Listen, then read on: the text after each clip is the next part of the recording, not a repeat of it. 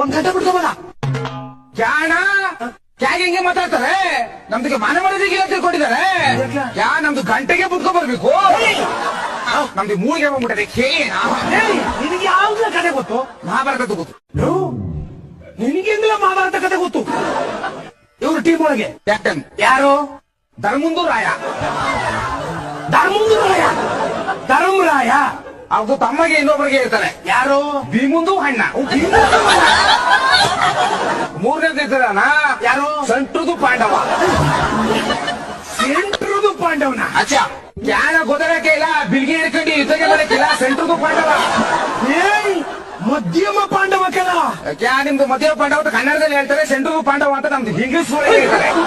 ಆಮೇಲೆ ನಾಲ್ಕನೇದು ಹಣ್ಣಾಗೆ ಇರ್ತಾರೆ. ಯಾರು? ನೆಕ್ಲ.